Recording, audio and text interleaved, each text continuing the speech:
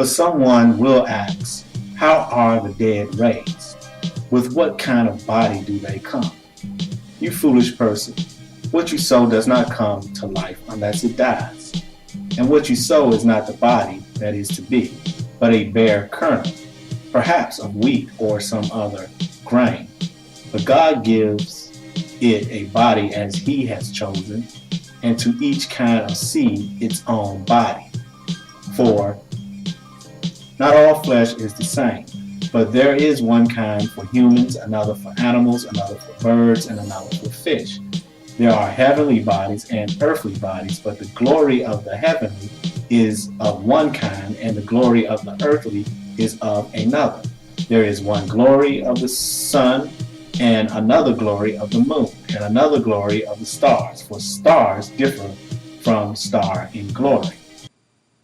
The scripture said, what you sow does not come to life unless it dies, and what you sow is not the body that is to be, but a bare kernel, perhaps of wheat or of some other grain. Since wheat is the example that the scripture uses, let's look further into the scripture using wheat as an example.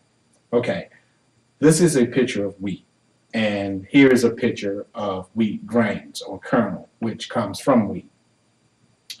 You plant the kernel to grow more wheat, but you must, of course, harvest the wheat, separate the grain, the kernels, before you can then plant them in the ground. But once you separate them from the wheat leaves, then they die because they no longer are able to get the nutrients to go on living because you have separated them from their source of life. However, if you plant or sow the kernel, it is just a bare kernel. That at that point, not the body that it will be once it grows to become wheat, just as the scripture says.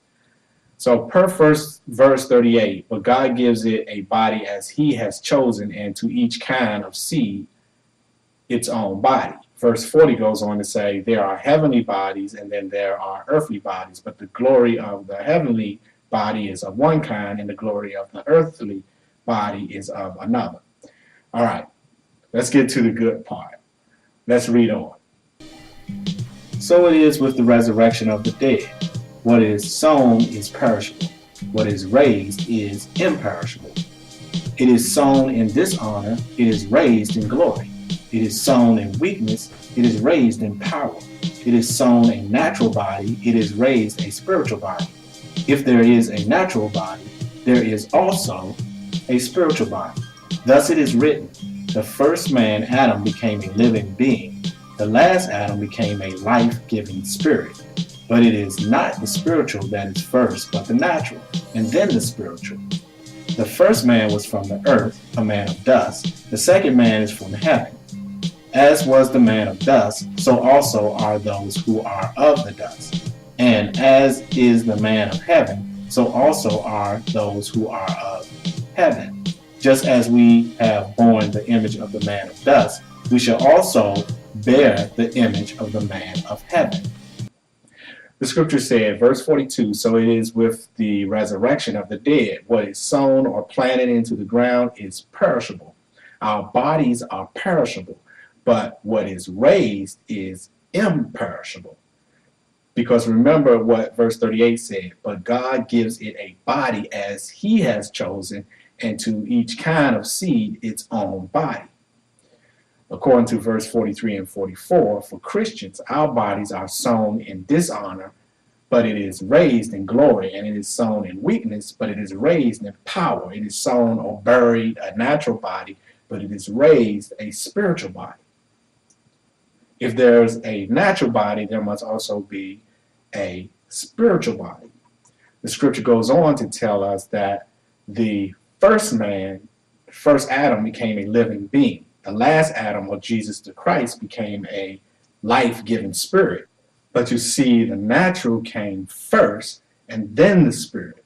The first man was from the earth, a man of dust. The second man, Jesus the Christ, is from heaven. Then verse 48 and 49 tells us that we go back to the dust, as was the first Adam, who was born the image of man of the dust. But just as we have borne the image of the man of the dust, Christians who have been born again will also bear the image of the man of heaven. This is why later scriptures, like in verse 51 and 53, says, "Behold, I tell you a mystery.